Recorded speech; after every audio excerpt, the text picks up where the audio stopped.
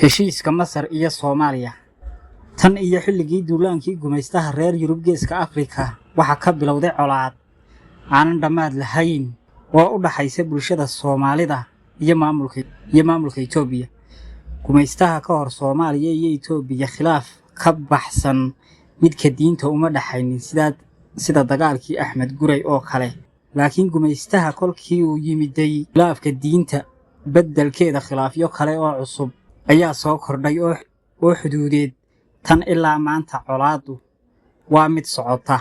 hadba su'aalaha dad badan isweydiinayaan waxaa ka mid ah Itoobiya ma qabsan kartaa Soomaaliya heshiiska ay wada galeen Soomaaliya iyo Masar ee saldhigu muxuu ka dhigan yahay iyo su'aalo la xiriira heshiiska badda. Heshiiska ciidan ee Masar iyo Soomaaliya kaliya waa mid waana mid Soomaaliya iyo Masar ay ku doonayaan inay Itoobiya ku xakameeyaan waayo Itoobiya xiisada kala dhaxaysa Muqdisho mid la mid ah ayaa Masar kala dhaxaysa oo la xiriirta webiga Niilka. sidaas darteed labadani wadan Soomaaliya iyo Masar ee taariikh ahaan xiriir ganacsi uu ka dhaxayn jiray.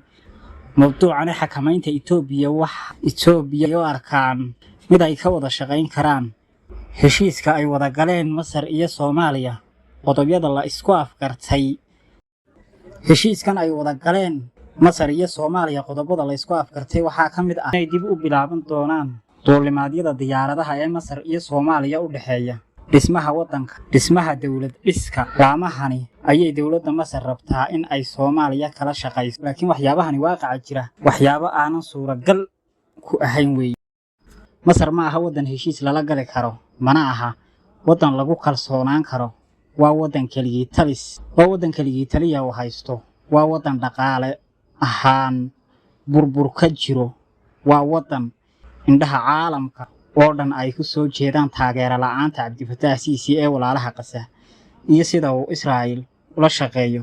waa wadan kumanaan qof oo mucaarad siyaasiyiin Masar waa wadan qayb dhulkiisa ka mid ah si ay Israa'iil u maamusho xadka Rafax lacag ku bedelanaya ku dhisan hadal hayn si kooban. ma aha Masar wadan doontiisu ay fadhido, waa wadan aysan ka dhicin doorasho ay u siman yihiin dhinacyadooda siyaasadda daneeya. doorasho kasta oo dhacda Cabdifataax Siisi ayaa dib u soo noqda 2013 markii uu afgambi dalka ku qabsay.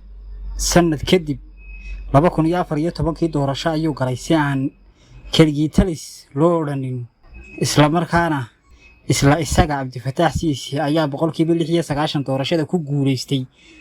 waa indhasarcaadka iyo iska jeedinta ay dadka wax magaratada ah ku hadoodilayaan. 4 sano kadib 2018 haddana doorasho ayuu qabtay isla Cabdifataax Siisi ayaa 7% doorashada ku guuleystay. waa sida ay u sheegayaan dadka indhowgaradka ah. 5 sano kadib haddana 2023 doorasho ayuu qabtay 89% isla isaga yaa haddana doorashada ku guuleystay. Masar waa wadankiisii waxgaradka ahaa ee ay ugu horeeyeen saxafiyiintiisii, siyaasiyiintiisii, aqoon-yahanadiisu ay ka soo wada carareen dhammaantoodii maanta wadamo kale ayay magangeliya ahaan u wada joogaan, kuwana xabsi ayay ku jiraan. Masar waa wadan nooca